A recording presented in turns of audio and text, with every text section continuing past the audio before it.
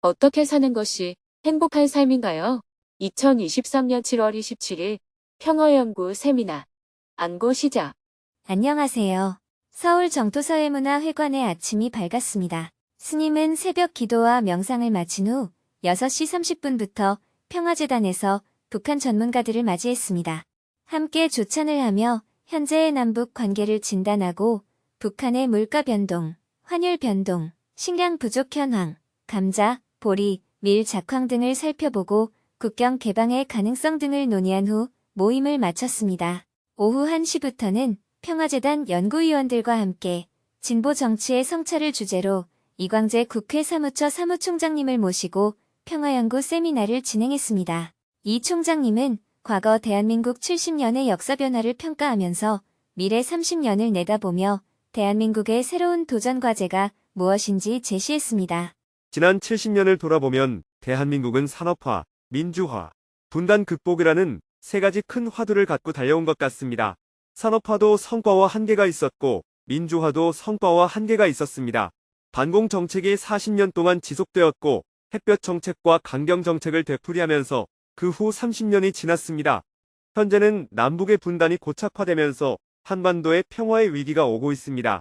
전쟁의 가능성이 거론되는 것 자체가 굉장한 심각한 상황을 대변해주고 있다고 생각합니다. 미래 30년 대한민국의 도전 과제. 최근에 세계 질서는 재편기에 돌입하게 되었는데 그 본질은 기술 경쟁에서 비롯된 미국과 중국의 패권 갈등이라고 할 수 있습니다. 그 속에서 우리는 어떻게 살아갈 것인가 하는 것이 미래 30년의 가장 중요한 도전 과제라고 생각합니다. 두 번째 도전 과제는 디지털 기술 혁명입니다. 우리가 경험하는 국회, 학교 등 대부분의 시스템이 과거의 유산으로 전락할 것입니다. 세 번째 도전 과제는 기후 위기로 인한 지속 불가능 문제가 점점 가속화될 것이라는 점입니다.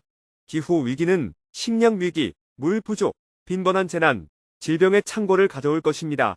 네 번째 도전 과제는 동양과 서양을 융합하는 새로운 시대가 열릴 것이라는 점입니다. 머지않아 인도와 중국의 GDP를 합치면 전 세계 GDP의 절반을 넘어서게 될 것이라는 전망이 나오고 있습니다. 다섯 번째 도전 과제는 수명 100세 시대의 새로운 인간의 탄생입니다. 65세에 정년퇴직을 하게 되어도 앞으로 35년 동안 더 살아야 하는 문제가 발생할 것입니다. 이어서 갈수록 심화되는 국론 분열에 대한 해결책도 제시했습니다. 국론 분열을 최소화하기 위해서는 온라인 여론조사를 1천만 명 단위로 실시해서 빠르게 의사결정을 하는 방식이 도입되어야 합니다.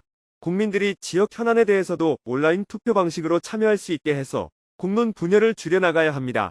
정치인 평가 시스템을 만들어야 합니다. 대학이 1년에 한 번씩 평가를 잘 받기 위해서 애를 쓰듯이 정치인 평가 시스템을 만든다면 대한민국 정치가 인류 정치로 발전할 것이라고 생각합니다. 지금까지 대한민국은 질투의 힘으로 발전해 왔다면 앞으로는 공존하는 힘으로 발전할 수 있게 새로운 평가 기준을 만들어야 합니다. 발제가 끝나고 본격적인 토론에 들어갔습니다. 여러 가지 질문과 대답이 오가는 가운데 스님도 의견을 이야기했습니다. 특히 출산율 저조 문제에 대해 새로운 해법을 제시했습니다. 아이를 낳는 것이 중요하다면 실제로 아이를 낳을 수 있도록 하는 정책을 집행해야 합니다. 한쪽에서는 엄청나게 많은 사람들이 몰래 낙태를 하고 한쪽에서는 출산율이 저조하다고 난리입니다.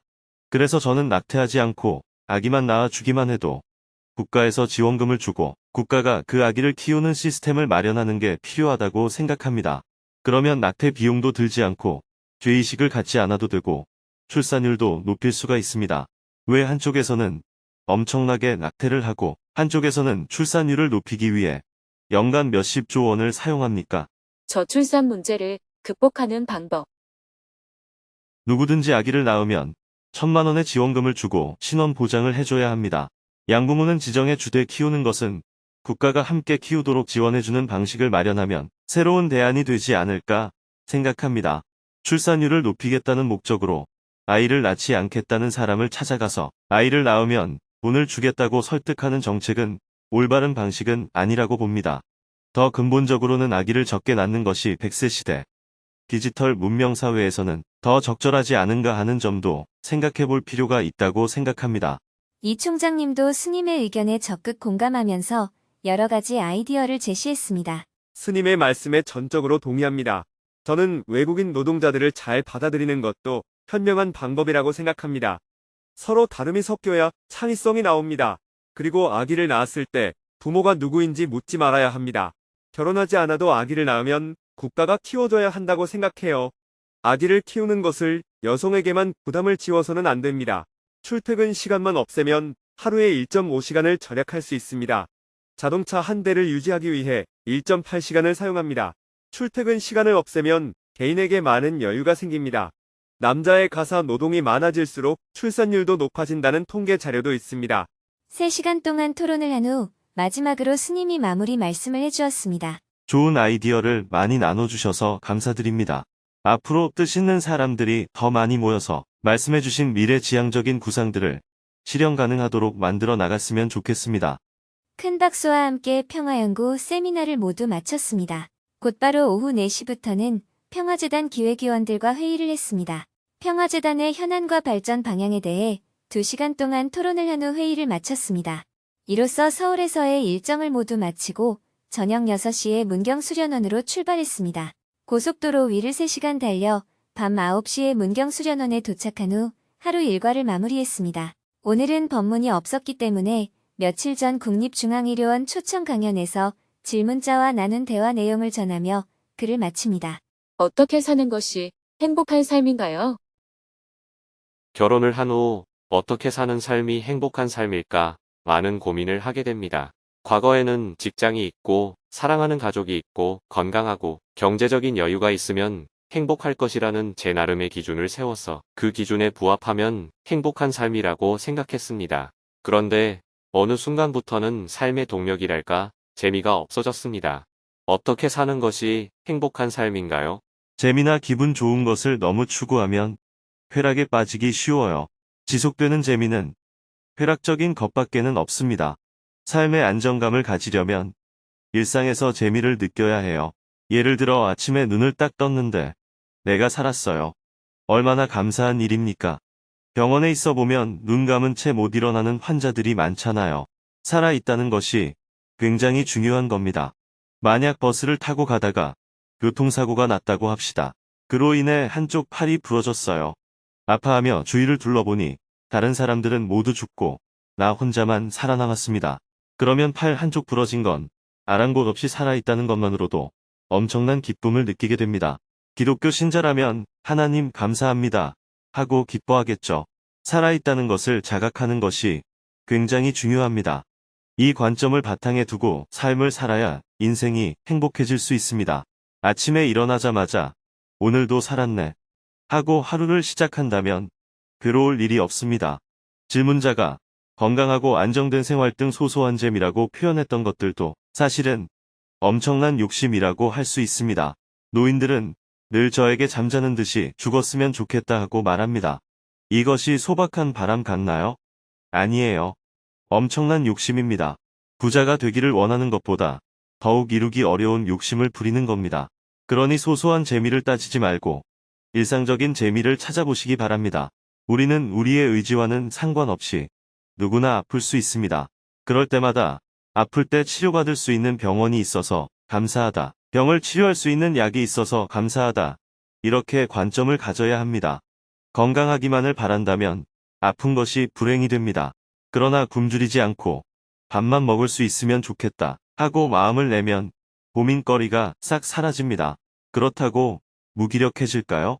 아닙니다. 오히려 삶에 생기가 돕니다. 여러분이 보기에도 저의 에너지가 넘쳐 보이죠? 수행을 열심히 해서 그런 것이 아닙니다. 저는 주로 오지를 다니기 때문에 저절로 생기가 돋습니다. 물을 구하기 위해 2km를 걸어가야 하는 지역에 물을 공급하는 일을 하거나 홍수가 나서 엉망이 된 마을에 집을 지어주는 일을 하다 보면 내가 살아있다는 것이 얼마나 감사한 일인지, 내가 그들을 도울 수 있다는 것이 얼마나 감사한 일인지 느끼게 됩니다. 살아있는 것보다 더한 기쁨은 없습니다. 제가 초등학교를 다닐 때는 먼 길을 걸어서 학교를 다녔어요. 비포장길을 걸어가다 보면 가끔 지나가는 트럭이 저를 태워줄 때가 있었습니다. 트럭 꽁무니에 타고 학교 가는 일이 얼마나 재미있었는지 몰라요. 트럭에 태워주기만 해도 무척 신나는 일이었습니다. 저는 이런 경험이 있기 때문에 제3세계에 가서 트럭 뒤에 탄다든지 비행기를 30몇 시간 동안 탄다든지 하는 것들이 전혀 문제가 안 됩니다. 어떤 사람들은 공항을 경유하기 위해 기다리는 시간을 힘들어하는데 저는 지금도 해외 출장을 다닐 때 2번 혹은 3번씩 경유지를 거치는 비행기를 탑니다. 공항은 제가 다니는 오지에 비하면 화장실도 있고 물도 나오고 시설이 정말 좋습니다. 직항 타고 일찍 도착해서 놀면 뭐합니까?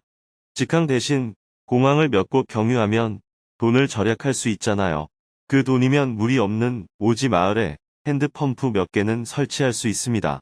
이런 마음가짐으로 살면 어떻게 지내도 불편하지 않아요. 사는 게 굉장히 편안해집니다. 질문자는 지금 매일 똑같은 일을 해서 뭐 하나 하는 생각을 하고 있어요. 아침에 일어나자마자 오늘도 살았네 하고 외쳐보세요. 요즘 직장이 없는 사람들도 많은데 아침에 직장에 출근할 수 있는 것만 해도 사실은 큰 복입니다. 실직을 해보면 매일 출근할 수 있는 것이 큰 복이라는 것을 알 수 있습니다. 매사를 긍정적으로 생각하는 힘을 키우면 인생이 점점 행복해집니다. 어차피 지금 하는 일 말고 다른 일을 할 것이 없잖아요. 어차피 해야 하는 일이라면 그 일에 대해서 긍정적으로 생각하는 것이 낫잖아요. 그 일을 하면서 맨날 불평하면 결국 질문자만 손해입니다. 아침에 일어나자마자 살았다는 것에 감사하고 걸어 다니지 않고 차를 탈 수 있다는 것에 감사하고 이렇게 일상에서 자꾸 감사할 줄 아는 마음을 가질 때 얼굴에도 생기가 돌게 됩니다. 저는 코로나19 이후 시골에 내려가서 농사를 짓고 살고 있습니다. 시골에서 농사를 지으면 매일 풀을 베는 일을 해야 합니다. 그렇게 매일 농사일을 하면 저녁마다 팔과 다리가 쑤시고 아픕니다. 그럼에도 불구하고 그냥 운동 삼아 하는 거예요. 골프를 치며 소비적으로 노는 것보다는 풀을 베며 생산적으로 노는 것이 훨씬 낫다고 생각합니다. 맑은 공기와 함께 운동할 수 있으니 이것은 돈으로 따질 수 있는 부분이 아닙니다. 이렇게 본인이 처한 현실을 긍정적으로 보는 자세가 필요합니다. 그렇게 되면 여러분의 입가에 미소가 번지고 아이디어가 자꾸 생깁니다. 뜻대로 안 된다고 좌절하지 마세요. 안 되면 어떻게 하면 되지? 하고 연구하는 자세를 가져야 합니다. 이렇게 안 되면 저렇게 해볼까? 하고 연구를 할 때는 괴로움이 안 생깁니다. 그럼 실패했을 때 괴로움이 생기는 건 왜 그런 것일까요? 아직 성공할 시기가 안 되었는데 성공해야 한다고 욕심을 내기 때문에 좌절을 하게 되는 겁니다. 그러나 모든 인류의 발전은 실패에서 온 것입니다. 실패한 경험 때문에 왜 실패했지? 이렇게 해볼까? 저렇게 해볼까? 하는 의문을 갖고 해결책을 찾게 되는 겁니다. 오늘날 우리가 말하는 인류의 모든 발견이 실패에서 생겨난 것입니다. 실패가 좌절과 절망을 가져온 것이 아니고 욕심이 좌절과 절망을 가져오는 것입니다. 실패는 연구의 계기를 마련하기 때문에 오히려 성공으로 가는 길이 됩니다. 이렇게 관점을 좀 가져보면 어떨까 싶습니다. 네, 잘 알았습니다. 감사합니다. 7월 28일부터 8월 11일까지는 여름 명상 수련 및 공동체 아한거 수련이 진행됩니다. 스님은 7일 동안 명상 수련을 지도하며 대중과 함께 명상을 한 후 다시 7일 동안 공동체 대중과 안거 수련을 할 예정입니다. 이 기간 동안 스님의 하루도 연재를 멈추고 잠시 쉬어가도록 하겠습니다. 스님 모의 하루 휴재 안내. 휴재 기간 7월 31일부터 8월 14일까지. 다음 발행 8월 15일. 안거는 모든 것을 멈추고 자신을 성찰하는 기간입니다. 부처님 당시 인도에서는 비가 많이 오는 3개월 동안 수행자들이 이동하지 않고 한 곳에 모여 안거를 했습니다. 그런 전통에 따라 정토에도 안거 기간에는 모든 일정을 멈추고 정진을 합니다.